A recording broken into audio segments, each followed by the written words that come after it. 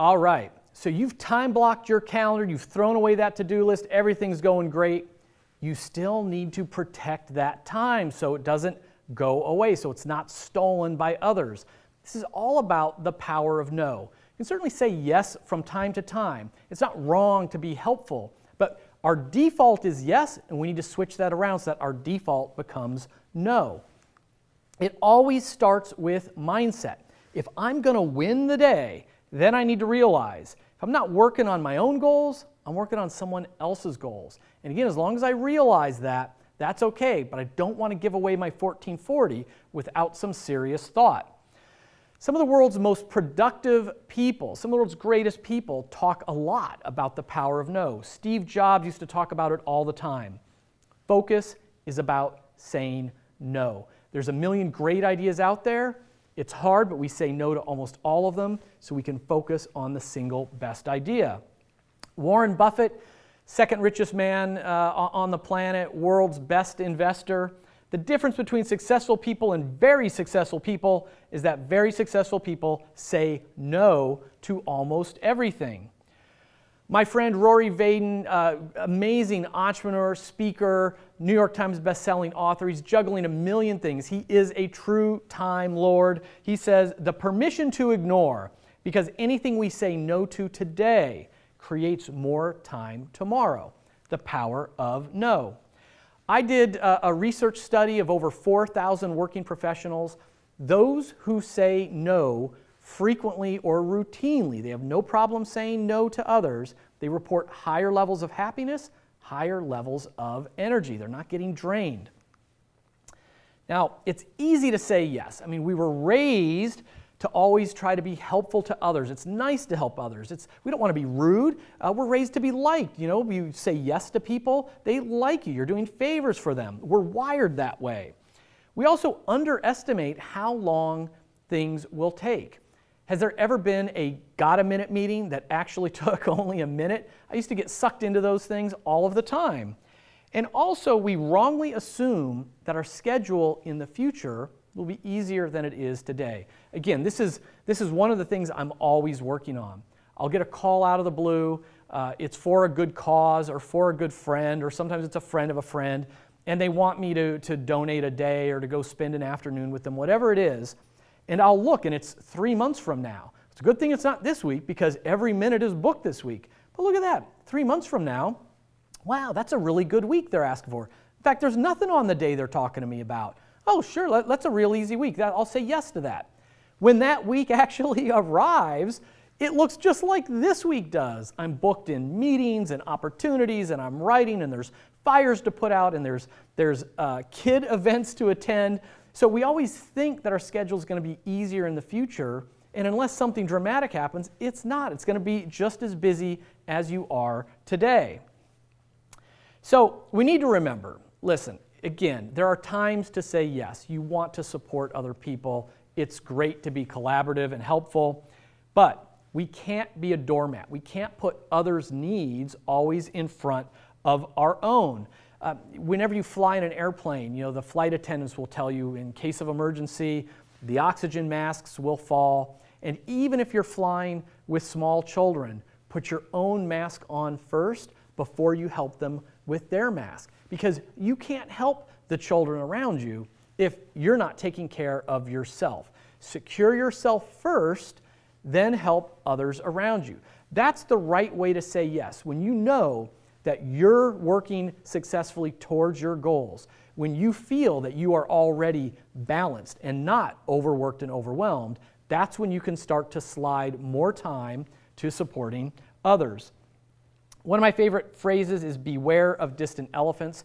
It goes back to that schedule in the future and opportunities that are down the road. You know, they say large, dangerous creatures look simple and safe from far away. Even distant elephants, you know, look small. And so we say, yes, we will go to that meeting or that conference, or we'll take on that project next month, because we don't have to think much about it. Next month will be easier. It's distant. When it arrives, when the elephant arrives, all of a sudden it's big and it's taking up a big chunk of your time. So how do we say no? What are some ways to say no to outsiders? First, we can always just ignore it, don't respond. Now that's not advice that I actually take for myself. I do allocate time every day to respond to strangers' emails that are just asking me for advice, asking me a question. I had a lady, an entrepreneur in Africa, who emailed me just the other day talking about she runs a retail bakery, but also a manufacturing plant that she's cooking baked goods for other people. I never met her before. It's unlikely she will ever buy anything from me. I still took the time to answer her email, answer her question, but that is within my values and I'm scheduling time for it. Most important people just don't respond to emails, calls, etc. from strangers. Most executives just ignore things if they don't know who it is. That's the norm and you should feel comfortable doing it. You don't owe anything to anyone. They are being presumptuous, interrupting your email inbox, taking up space on your voicemail system. It doesn't mean you have to respond. You can always refer people to someone else. Hey, I'm too busy, but this is someone who can help you. That's not my area. I've delegated that decision to someone else. Great way to get rid of salespeople who are cold calling. Another simple technique is to just downgrade the amount of time. So if someone is asking for a 1 hour meeting, maybe you can turn that into a phone call. If they're asking for a phone call, maybe you can turn that into an email. Make sure they know that you are working, you're running your life, you're working in your business in 15-minute time slots. I mentioned Dave Kirpin before from Likeable Media. He's very direct about it. He says, there's 1 hour a week every Thursday that I reserve for outside calls, appointments, helping other people. I've got 4 15-minute slots. I'll talk to anybody, but once those 4 slots are taken up, I'm done till the following week. So if you want to get a hold of Dave, hey, I'm in line and I might get 15 minutes of time from him. It's going to be 4 months from now. And he just says it like it is. Now, ways to say no to your boss. Now, this can be harder. So if you're in a corporate environment, how do we say no to colleagues or even our boss? One of the first things you can do is, if you have an administrative assistant, train him to know that your most important task, time on your calendar, is sacred. Train him to know that he needs to help protect your time. That's part of his job. That when you are booked in important life value activities or most important task activities, treat it like a doctor appointment. Don't be so easy to give that time away. And instead of, even to your boss, instead of always saying yes, there's nuances. Oh, hey, Kevin, can you come and jump in on this thing? Oh, I already have something scheduled for that time. Maybe it's my gym time. Maybe it's my quiet, reflective time. She doesn't need to know what that thing necessarily is, but my default is going to be, hey, I've already got something scheduled. Is it important? Hey, I've already got something scheduled. Can this wait? All of a sudden, instead of the quick yes, we just default to seeing if we can move it into another time slot. My schedule's packed this week. Can this wait? And similar is sharing the consequences. Hey, Kevin, I need you to take care of this report by the end of this week. Now, I've already mapped out my week. I didn't have time blocks for this report. So instead of saying yes, and that means I'm just going to work an extra 5-10 hours this week when I should be home or doing other things, or instead of saying yes and skipping out on my health appointments, my gym time, there's always yes, but. So, Kevin, can you do this report? Yes, but this week is really packed. Is there anyone else that can handle this other task that's also due Friday? Or yes, but can I get a week extension on this other task that you asked me to do? For meetings are real time killers, and we're going to do a whole nother lesson on how to handle meetings. But again, the default, we need you in this meeting. Can you attend this meeting? An email arrives trying to get you into a meeting. Our default is yes, and then we groan about meetings and we work later. By default, try to get out of meetings. That's what Mark Cuban told me. One powerful line. He says, I never take a meeting unless someone's writing me a check. Now, we can't all be Mark Cuban. We can't walk around and say, hey, I'm not meeting with anyone unless I'm getting money out of the deal. But we can stop the default to yes. We can say, hey, I'm already booked up this week, or this is a really busy week, or this meeting does not align with my number one task, my number one goal. So any chance I can skip it and just read the notes. Any chance, I can have someone else that's going to be there fill me in later. Any chance I can just dial in. I've seen people do this. The meeting is in the conference room down the hall. They will dial in and listen through the speakerphone, even though they're in an office or a cube, in the same building. It's just so they can multitask a little bit. Again, you're not going to be able to get out of all meetings. The big point here is instead of saying yes as the default, say, okay, if the meeting's important, but this other stuff is also important, boss, colleague, partner, can I get the notes, get briefed on it, dial in, skip this one, but start attending the next one? Think about ways to minimize that time. How do we take all this knowledge and make it more of a habit?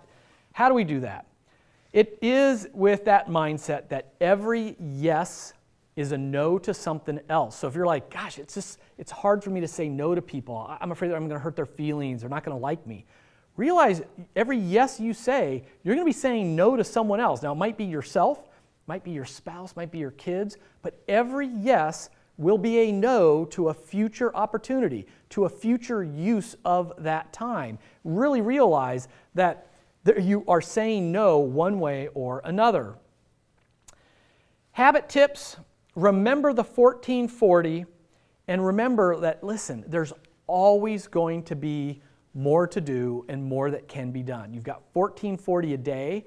It's up to you to allocate them based on what is important to your life and protect your health first. Habit tip 2, no is your default. You must have a specific reason to say yes if it's not something that's going to advance your goals, advance the things that are on your master plan. You've got to have a real good reason. And it might be, giving back, spending 10% of my time, with charities every month is important to me, and I really haven't been spending that much, so I will join the board of directors, or I will join that committee as a way to give back. That's a value that I haven't been investing enough time in. But be intentional about it. Be purposeful about it. And finally, get in the habit of when you do say yes, it's yes and look for the take back. Yes, I can go to that meeting, but then can I skip the meeting tomorrow to make up for the time? Yes, I can do this report by the end of the week, but can I then get out of this other report, or can Dave cover on this other item for me? So get in the habit of no is your first option. If you say yes, it's an old negotiation trick. Every yes you give somebody, you're then going to try to take back something to seize back your time. That's it. Hopefully you will embrace this power of no. It's one thing to map out your life and to live from your calendar. It's a whole nother when you can protect and hold on to those minutes.